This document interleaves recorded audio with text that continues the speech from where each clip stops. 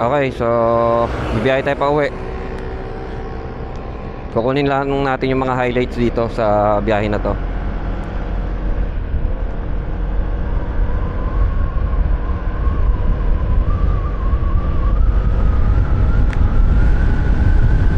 Kunin lang natin mga highlights. Tingnan natin. Bilis lang. Tingnan natin hanggang saan siya abot.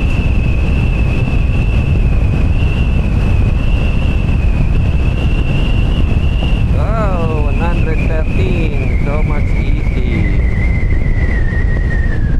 Op, yeah. Buti na lang, mayroon tayong ABS. Maganda rin ang tulong na ABS. Kasi tinan mo, from 113, 114, mabilis niya lang napabagal yung takbo ko, which is good.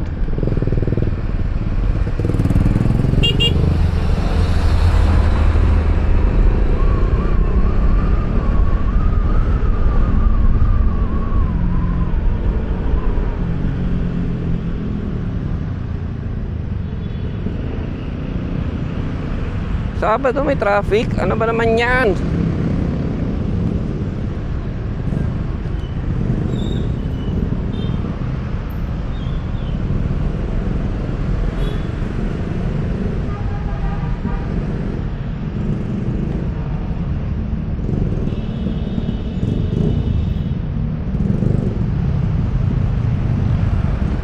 Oh, Sabado ngayon ha. Traffic. Wow, wag saan tayo abutan ng... Okay.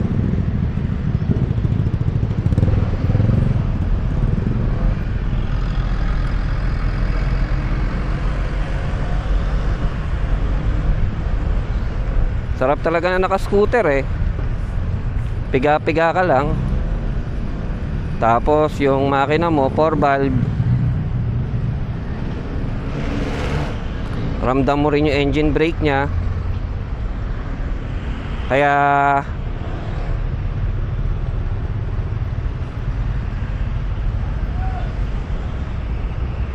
sarap siyang gamitin. Doon napansin ko yung upuan, hindi siya ganoon ka comfortable kagaya ng sa PCX, pero tolerable naman. Nakakapag-stretch pa rin naman ako ng paa kagaya ng ginagawa ko sa aking PCX 116 on. Di ba? Nakapag-stretch pa ako ng paa. Mind you guys, 5'2" lang po ang height ko. So maliit lang po tayong nilalang. Pero nung una ko tong binili, hindi naman ako nakakaroon ng problema na maabot yung sahig.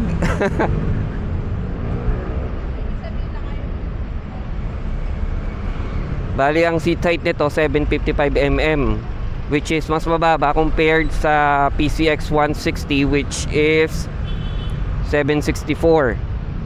Kaibahan lang nila, mas malapad kasi ito sa PCX 160, kaya parang ganun din ang taas niya kung ikukumpara ko siya sa PCX 160.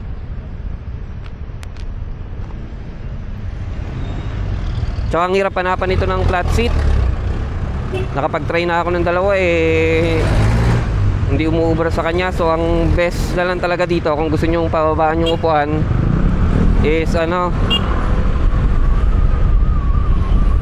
patabasan nyo na lang.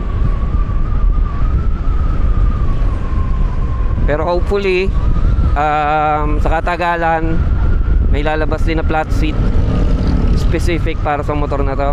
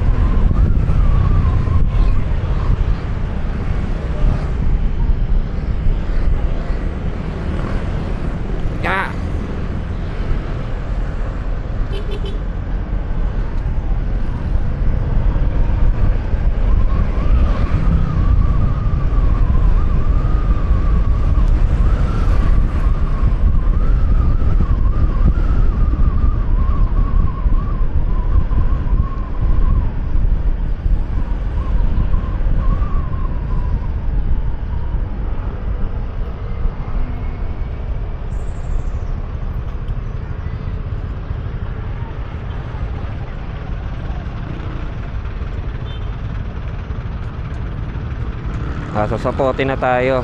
So pagka dinaretso nyo yan, papunta na ng ano yan, Bacoor, then Imus,